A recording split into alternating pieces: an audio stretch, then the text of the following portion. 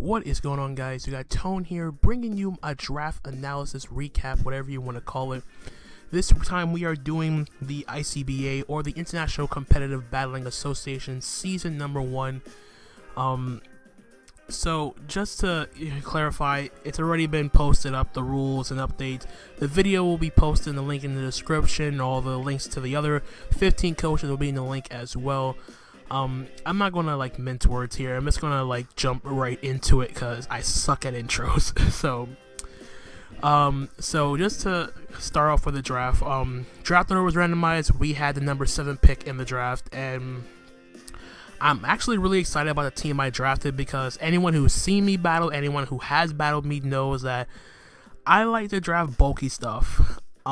So the team I drafted in general, sort of exemplifies my battling style. I'll be drafting a lot of fat mons, a lot of bulky mons, and then I worry about fast mons later, if not never, in the draft. So with the first pick, number 7 overall, I have decided to pick up a mon that I have never used. I had to face it on multiple occasions. The nice thing about my team is, out of the 11 mons I drafted, I've only used 3 of them in competitive league format. So the other 8 are completely new to me. I'm very, very excited for that.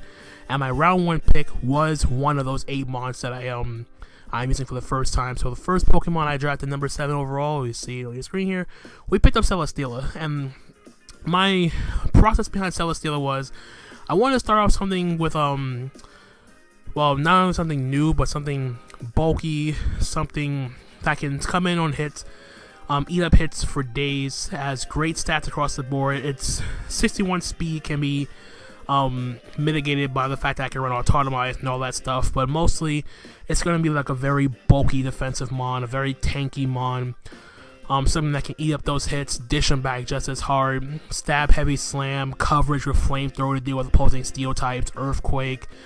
The list goes on and on in terms of its move pool, which is very, very cool. Air Slash, Energy Ball, Flamethrower, like I said, Giga Drain. It does suck that its only really form of recovery is either Leech Seed or Giga Drain, but I'll manage for the most part. But anyway, Celesteela is very, very cool, very, very bulky. Figured I'd start out with something to exemplify myself being a user of bulky offense in draft league format. So that is my round 1 pick, being Celesteela. So moving on to round number 2, I didn't want to be completely bulky. I wanted to make sure that I have my bulk at the same time. I wanted to have some speed. So I needed some sort of wall breaker, some sort of hard hitter, something versatile that's not just something that's not predictable whatsoever at any given point during the season. So my round 2 pick, I ended up going with another Pokemon I have never used in draft league format, but I have faced on multiple occasions, and it kind of drove me crazy. And that Pokemon being the Infernape. So Infernape gives my team some needed speed, some solid offense to back up on. 108 speeds, pretty nice. I can run Sword Stance, I can run Scarf, I can run Nasty Plot, great priority with Mach Punch, Vacuum Wave. List goes on and on. Iron Fist is a pretty cool ability. Flare Blitz is great. Close Combat, Thunder Punch.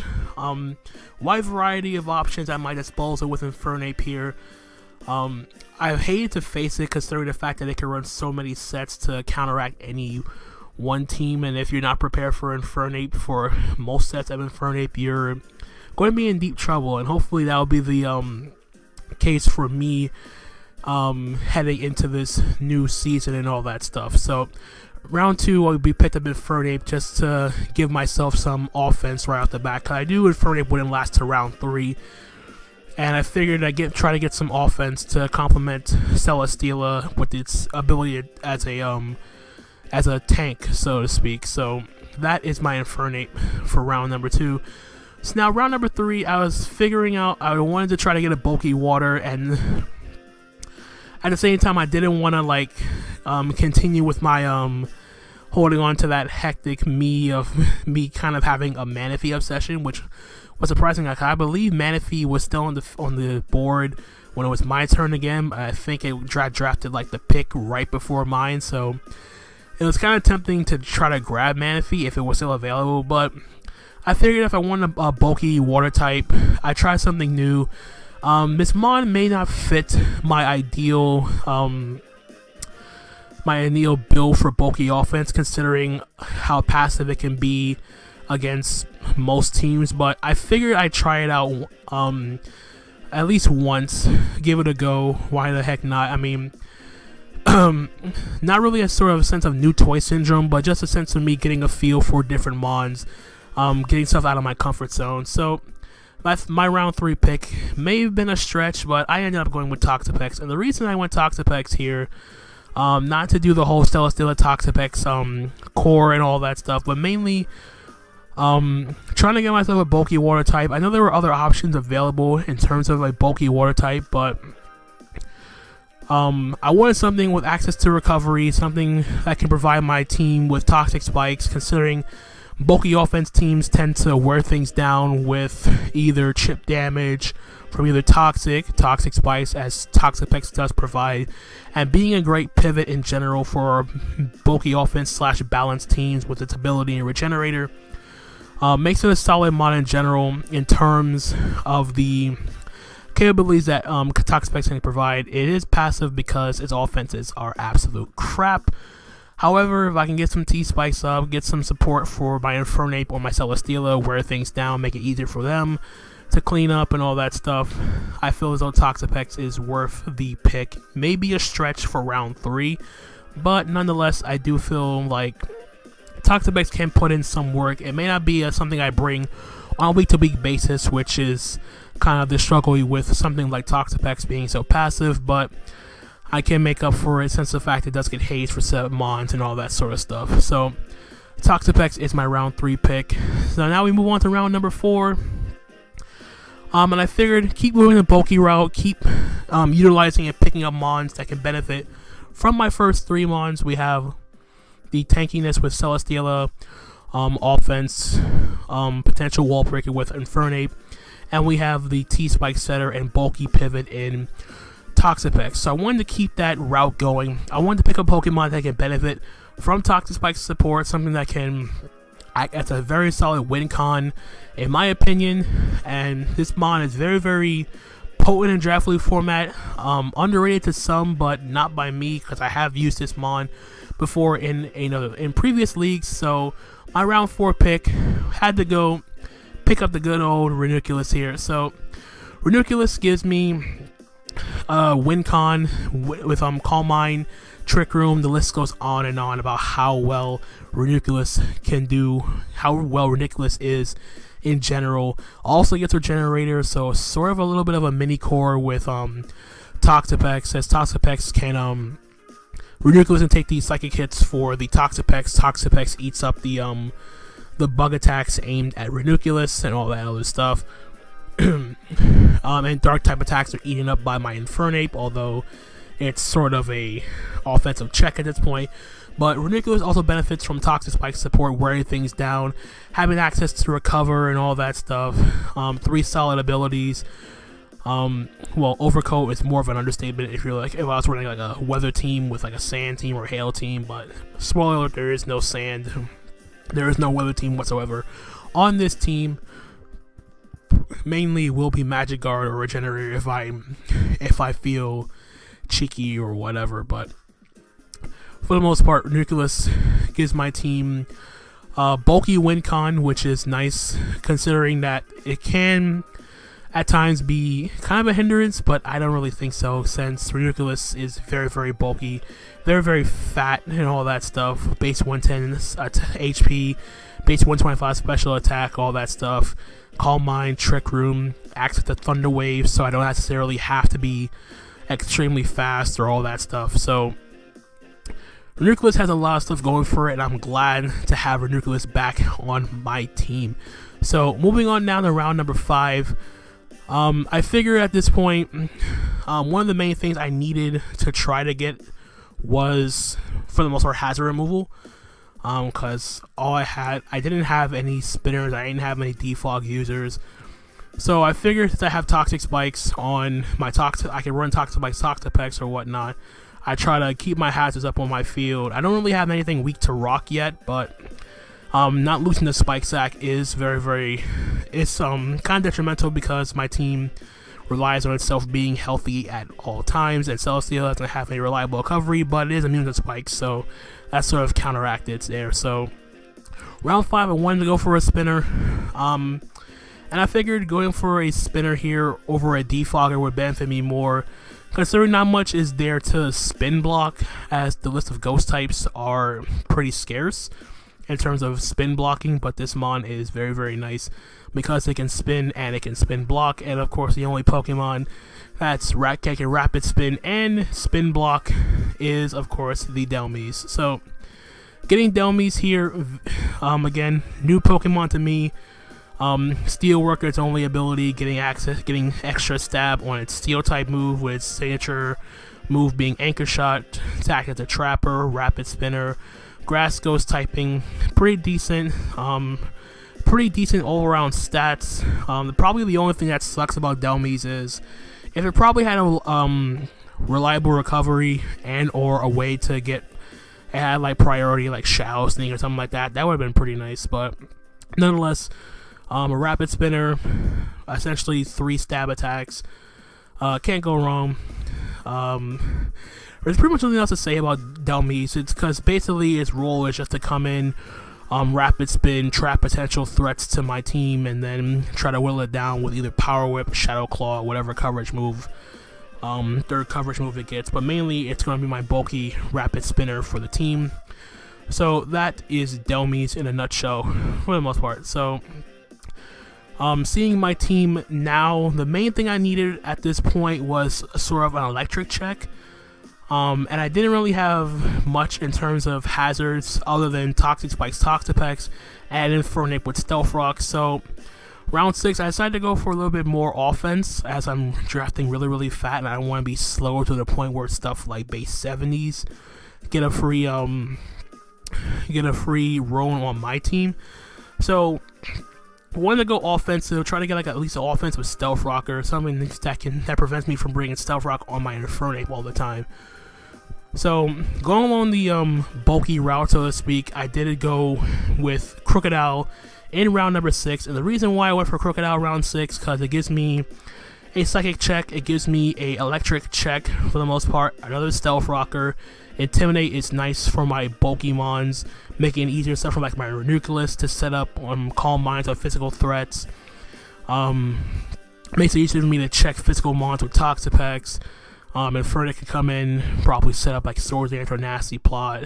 Celestial I can set up a Tautomite a little bit easier thanks to Intimidate. And of course Choice Scarf Moxie is also a thing with my Crocodile. Crunch, a knockoff user, which is great. Albeit Ranunculus does get knockoff too, but albeit uncommon even in draft league format. And having that good offensive ground type is also nice because it gives me something to pressure the faster mons. Albeit Crocodile isn't the fastest with base 92 speed, but it's workable in my estimation. So that's basically Crocodile's job. Come in, probably be Stealth Rock, not guaranteed, but mainly also acts as a psychic check, and ooh, that's embarrassing. Anyway, so we're gonna after Crocodile here, we decided to go into round 7. So I was kind of lacking some stuff on my team. Mainly, I needed some speed, obviously, but you'll see later on in the draft that I didn't really do much in terms of mitigating that speed. Lack on my team, but I still feel as though that I got some cool mons, so to speak. So round 7, I continue along the bulky offensive route. We got Electros. Electros is nice because it gives me a slow Volt Switch user, mainly used as an Assault Vest mon, a knockoff mon, access to Volt Switch, U-Turn, Flamethrower, Giga Drain, a multitude of coverage options at my disposal. So basically I just like using Pokemon that are bulky enough, versatile enough to take hits, have the coverage to deal with any situation, and having virtually no weaknesses outside of mold breaker mons like Excadrill is very, very nice in Kieran Black. But albeit, truth be told, I've never used Electros. I've always wanted to use Electros, but my like, man, get out of here. Anyway. But anyway, Electros is basically here just to be like a bulky pivot to go along with stuff like Toxapex, stuff like Ranunculus. But this gives me a more offensive pivot as, like I say, Electros does have a bunch of coverage moves at its disposal to deal with pretty much most situations. I don't want to say any situation because I don't want to over-exaggerate the point here, but that is Electros in a nutshell. Just having a bulky mon with jack of all trades and weaknesses none. But that is Electros. So moving down the draft, we hit to round 8 here, and I realized that one of the main things I lacked or forgot about, so to speak, because it kind of was like I was just drafting mons at complete random, was never got a Dragon Fairy Steel Core. I had my Celesteela all the way around 1 and didn't get a Fairy type, and I didn't get a Dragon type yet. So figured I'd try to get rid of one of those mons right off the bat. So picked up a Fairy type this round. The Fairy type I went with was the Granbull. So Granbull I've always wanted to use, but whenever it came to me in Granbull, I probably already had a Fairy type at this point. So I probably would have gotten something like Aromatisse potentially, but I didn't want my team to be too overly passive, though at the same time it probably would have been nice if I had like a Wish Passer to keep my stuff in check and all that stuff. But having a backup Intimidate mon make it easier, take those physical hits a little bit better. Granbull gets access to Heal Bell, I get Stab, Play Rough, good coverage moves with Earthquake, Fire Punch, and all that stuff for Steel types.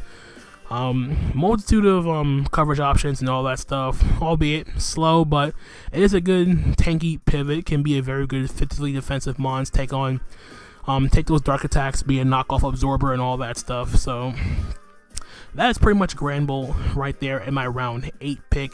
And now for round 9, I needed to go Dragon type. All the Dragon types were being taken. None of the dragons really stood out to me as terms of something I wanted. The main dragon I wanted in this point in the draft was Haxorus, but Haxorus was unfortunately taken. So unfortunately, I had to go with my second option available. Not saying it's bad, but considering I don't have Wish support yet, or spoiler alert at all, I was kind of strapped for dragon type. So with my round 9 pick, I ended up picking up Goodra in round number 9. So it feels like I'm kind of repeating roles because I have Electros, which acts as a bulky Assault Vest mon, and I'm picking up Goodra here, but mainly completing the Dragon Fairy Steel Core with like 3 tanky mons. Granbull softening physical hits for the Goodra since it has crap physical defense. And then Goodra eating out the special hits for Granbull, which it doesn't like to take. But mainly, Goodra, Assault Vest user, Grass type switching because of Sap Sipper and all that stuff. Multitude of coverage options, Draco Meteor, Earthquake, Fire Blast, Thunderbolt, the list goes on and on. So yeah, pretty much that is Goodra. You know what it does. It takes hits, takes special attacks, and retaliates just as hard. So that is Goodra. Round number 10, since this is a Wi-Fi league and Megas were allowed. So, and I realized I didn't pick my Mega. I went into the draft considering all sorts of options. If I didn't pick up Toxapex in round number 3, I actually would have went Mega Venusaur. But then at the same time, since I had Delmies, having 2 grass types would have kind of messed things up. But considering Mega Venusaur gets thick fat, it kind of doesn't matter. And I was kind of strapped because I actually ran out of points. After picking up Goodra, I ran out of points. So my list of options for my S tier pick were very, very strapped. And the one Pokemon I kind of wanted to try was Mega Pidgeot, but Mega Pidgeot was taken. So I went with the next best thing for my draft at least. So Out of all the megas here, you know you can't use some of them, but the mega I ended up going with just happened to be Mega Glalie. I have used Mega Glalie before and know that Mega Glalie doesn't really fit the mold of this bulky offensive team, but considering that the only Pokemon on my team that at least hits 100 base 100 speed is my Infernape, I tried to at least figure go something along the route of getting a fast offensive mon that can benefit from my bulky mons, and then Mega Glalie can come in for like a Volt Switch or a U-turn from Infernape or Electros, and try to do some damage with Refrigerate returns, double edges, and all that stuff. Mega Glalie, underrated, but no one really picks it because offensive ice types don't really shine in Draft League format, especially considering Mega Glalie. It's not only still frail, and it did get the speed boost and all that stuff, but man, why is it 0 IVs? Anyway, did get a nerf for Refrigerate, doing less damage, changing moves to ice types and all that stuff, but still gets Refrigerate return, still hits hard, gets access to spikes, which is nice. Refrigerate Explosion is also cool, no pun intended. And it does get Ice Charge, gives my team some priority. One thing I lacked, considering my only priority mon was Infernape. So Mega Glalie it's kind of out of place here, but I didn't want to draft it and say that I didn't really have a choice. I have used Mega Glalie, like I said, but it's going to take some time to like adjust it to this team at least.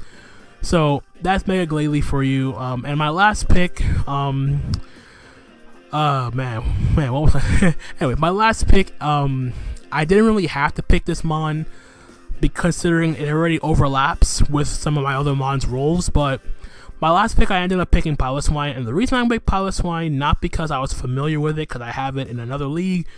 I picked up Piloswine for two reasons. One, it gave me another priority user to go along with Mega Glalie and Infernape, and the other reason why I picked Piloswine was it gives me a better electric check as opposed to just relying on Crocodile, because Crocodile doesn't want to take on the HP Ices from predicted electric type, hidden power ice from electric types and all that stuff.